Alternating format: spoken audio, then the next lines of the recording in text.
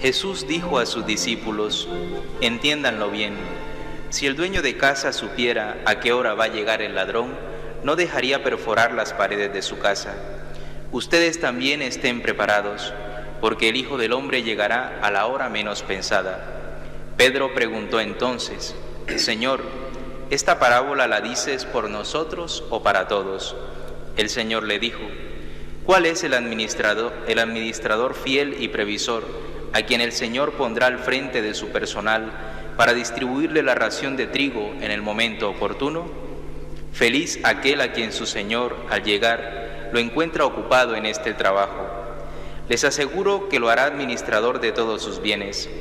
Pero si este servidor piensa: mi Señor tarda en llegar, y se dedica a golpear a los servidores, a las sirvientas, y se pone a comer, a beber y a emborracharse, su Señor llegará el día y la hora menos pensada, lo castigará y le hará correr la misma suerte que los infieles. El servidor que, conociendo la voluntad de su Señor, no tuvo las cosas preparadas y no obró conforme a lo que él había dispuesto, recibirá un castigo severo. Pero aquel que sin saberlo se hizo también culpable, será castigado menos severamente. Al que se le dio mucho, se le pedirá mucho, y al que se le confió mucho, se le reclamará mucho más. Palabra del Señor. Cuando en el año 1978 fue elegido Papa San Juan Pablo II, no sé si los cardenales electores sabían lo que hacían. El Espíritu Santo sí, con toda seguridad. Para entender por qué el Espíritu Santo quiso elegir a San Juan Pablo II, hay que entender cómo estaba la Iglesia. Muchos de vosotros, aunque entonces ya erais adultos con uso de razón y católicos practicantes, sin embargo no erais del todo conscientes de cuál era la situación. Naturalmente, los que ya entonces estábamos dentro de la Iglesia, yo era un seminarista, sí que éramos conscientes de qué estaba pasando. En todo caso, aunque no erais quizá del todo conscientes, sí sufríais las consecuencias.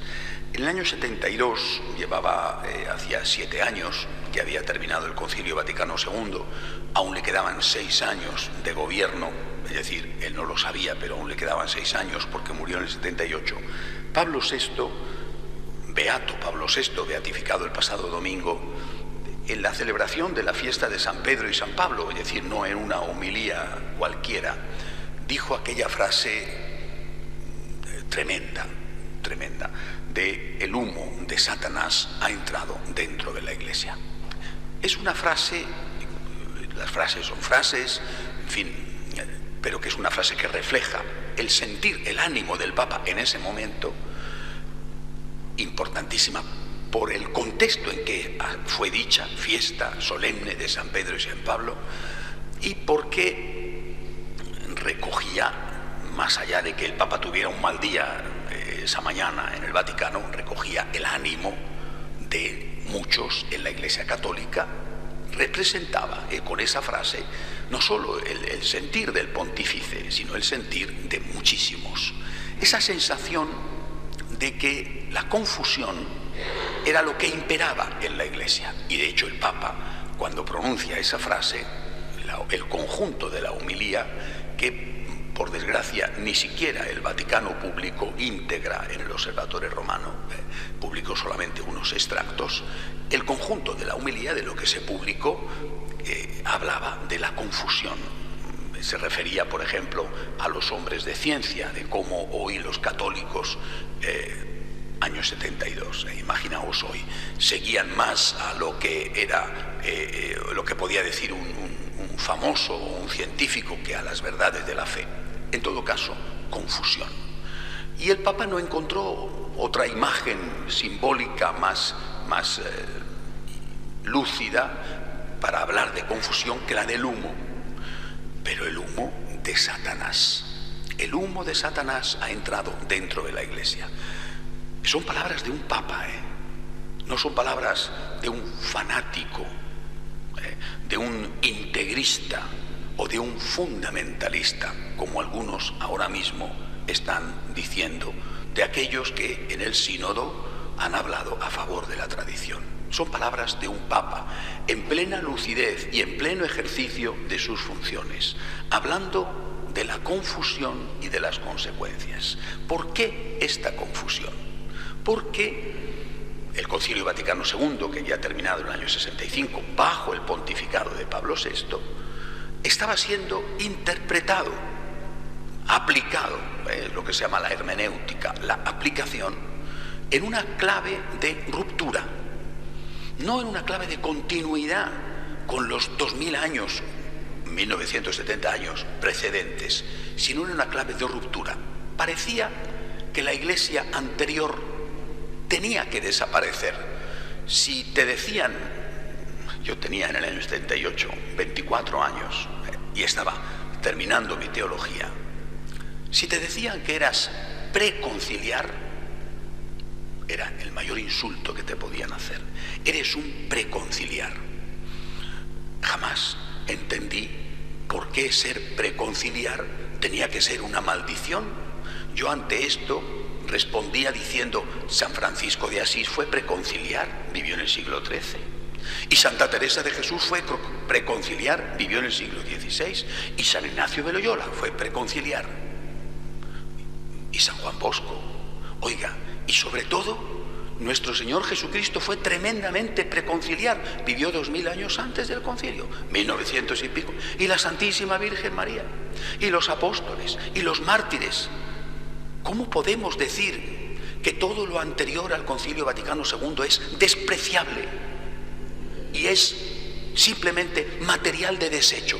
¿Cómo podemos decir que la Iglesia Católica empieza en 1963, en 1962, en 1965? ¿Pero cómo podemos decir esto? Sin embargo, esto es lo que se decía. Nunca oficialmente, nunca afortunadamente desde la cátedra de Pedro, pero esto es lo que se decía y lo que se aplicaba. El rosario era motivo de burla, la adoración del Santísimo desapareció de casi todas las parroquias. Infinidad de parroquias hicieron tabula rasa de las devociones populares o de las sagradas imágenes. Los sagrarios fueron retirados de los templos y recluidos a habitaciones más o menos visibles, muchas veces totalmente invisibles. Los sacerdotes, las monjas, se despojaron de sus vestidos que les identificaban como personas consagradas y se vistieron no solo como laicos, sino a veces ridículamente como laicos, porque generalmente los laicos solían vestir con más dignidad porque sabían vestir, mientras que ellos que estaban acostumbrados a vestir como curas o como monjas y no sabían después ni siquiera vestir como laicos. Es decir, en muy pocos años se produjo una desamortización, no solo de formas externas, sino de el alma, la espiritualidad, la motivación, la liturgia, el dogma, la ética de 2000 años. Es decir, cuando después el Papa Benedicto afirma también solemnemente que se ha aplicado una lectura equivocada y errónea del Concilio Vaticano II, esa hermenéutica, esa interpretación de la ruptura y no de la continuidad, está hablando de esto. Así que cuando Pablo VI muere en el año 78, la sensación que hay en un sector de la Iglesia minoritario es que vamos al caos, la confusión, el humo de Satanás impera. No solo por esto que os he dicho, sino porque sois víctimas de ello. Vais a un sacerdote y decís: Padre, ¿qué hago? Tengo ya 3 hijos, ¿qué hago? ¿Cómo puedo tener más, no tener más? Y según qué sacerdote vas, te dice una cosa u otra. Padre, tengo mi novia o mi novio, ¿qué hago? Según qué sacerdote te dice si es pecado o no es pecado. Y no solamente en las materias sexuales, sino prácticamente en todo. Desde la ridiculización de aquel que se confiesa o que reza el rosario a el decir: estas cosas tienen que seguir haciéndose. Confusión. En esta confusión, el Espíritu Santo, que sabe siempre lo que hace, y digo siempre, no solo cuando nos interesa a nosotros, siempre permite que los cardenales elijan a el que hoy es San Juan Pablo II, en aquel momento Karol Wojtyła, cardenal arzobispo de Cracovia, en Polonia. Qué sorpresa para muchos, qué disgusto para muchos, qué alegría para otros. Aquel día el Papa se asomó a la ventana, a aquel balcón de San Pedro, y dijo una frase que es de Cristo y que la pronuncia Cristo previendo la persecución: no tengáis miedo. El primer saludo de San Juan Pablo II, su primera carta de visita a los católicos, al mundo: no tengáis miedo, no tengáis miedo.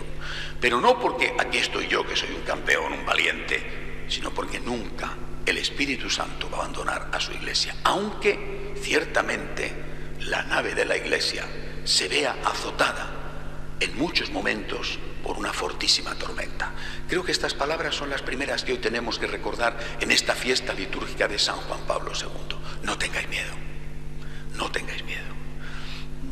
Estos días estamos empezando el año santo teresiano y yo estoy meditando todos los días y deteniéndome todos los días en el precioso verso de Santa Teresa: nada te turbe, nada te turbe, nada te espante.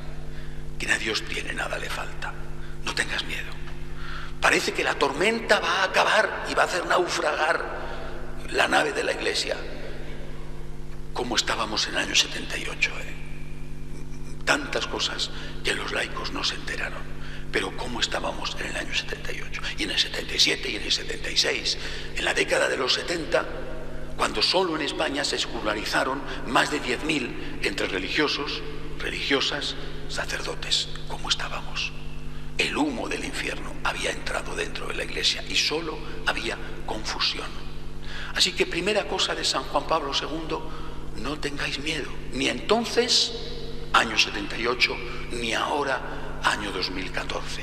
No tengáis miedo, el Espíritu Santo sigue trabajando, aunque a veces parezca que Dios está durmiendo la siesta. Nunca duerme, nunca deja de velar por su Iglesia. Segunda cosa que quiero recordar de San Juan Pablo II: él, por supuesto, cogió el timón de la nave de la Iglesia con mano firme y evitó que esa barca, esa nave, se hundiera. Pero lo hizo de dos maneras, o aplicando dos principios. Primero, en ese orden lo hizo. Primero, con la verdad. Fue el Papa de las certezas. Algunos dicen, fue el Papa de los viajes, fue el Papa de los jóvenes. Todo eso es cierto, pero sobre todo fue el Papa de las certezas. Porque él sabía que había sido elegido por el Espíritu Santo para eso. En medio de la confusión, en medio del humo, pongamos luz, pongamos claridad, pongamos certezas, certezas. Y las certezas solo se pueden poner con la verdad, poniendo de manifiesto la verdad de la palabra de Dios, la verdad enseñada por Jesucristo y vivida por Jesucristo, la verdad tal y como nuestro Señor la transmitió a los apóstoles y estos la custodiaron y la transmitieron, la verdad. Esto está bien, esto está mal, este es el dogma, esta es la doctrina, esta es la moral, esta es la liturgia, la verdad. Y la verdad entendida como un don, no como un yugo, no como un castigo, no como algo de lo que tenemos que liberarnos para poder alcanzar la felicidad, sino la verdad como el camino de esa felicidad. Yo soy el camino, la verdad y la vida. Son palabras de Cristo, de las pocas veces que Él habla de sí mismo, que recoge con un don precioso el Evangelio de San Juan. Pero una vez que San Juan Pablo II hubo recordado cuál era la verdad, y quedará durante siglos, o por lo menos durante decenios, y está en pleno vigor el catecismo de la Iglesia Católica, que fue el gran trabajo quizá de su pontificado, una vez que hubo establecido la verdad, San Juan Pablo II habló de la misericordia. Es el Papa de la Divina Misericordia, que es que lo estamos olvidando. Ningún Papa como él habló de la misericordia, vivió la misericordia. Oiga, que fue en Polonia, donde se aparece el Señor a Santa Faustina antes de la guerra para recordarle esto: yo soy la Divina Misericordia. El Papa de la Divina Misericordia, que muere en la víspera de la fiesta litúrgica del Domingo de la Divina Misericordia, el Papa de la Divina Misericordia es el Papa de la verdad.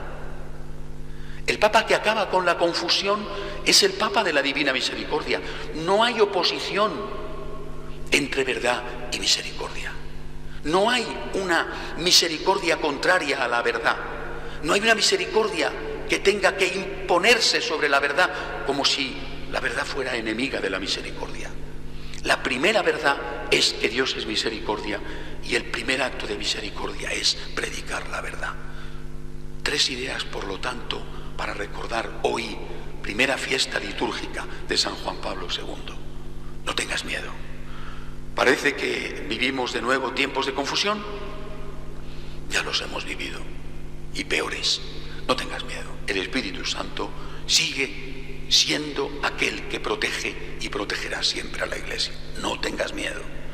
Segundo, verdad plena en continuidad, no en ruptura con la palabra de Dios y con las enseñanzas de 2000 años de la Iglesia. Verdad plena, no verdad a medias, no diferencia entre dogma y pastoral, diferencia imposible. Verdad plena, pero verdad siempre con misericordia. La primera verdad es que Dios es misericordia y el primer acto de misericordia es predicar la verdad. Este ha sido el legado de San Juan Pablo II, que todos le recordamos, que es el santo al que todos hemos conocido, que no estamos hablando de un papa que vivió hace 1000 años, que ha sido un papa que ha pasado por nuestras calles, que ha sido un papa al que muchos hemos podido tocar, al que muchos hemos podido oír en persona y al que todos hemos podido ver de una forma o de otra a través de los medios de comunicación, que su memoria no está muerta ni enterrada, ni es inútil, ni puede ser echada al olvido como quizá algunos quisieran. Hoy, en la liturgia de San Juan Pablo II, confiamos en Dios, proclamamos nuestra fe en las enseñanzas de la Iglesia, en la tradición y en el magisterio, y nos abandonamos confiadamente a la Divina Misericordia. Que así sea. De pie, por favor.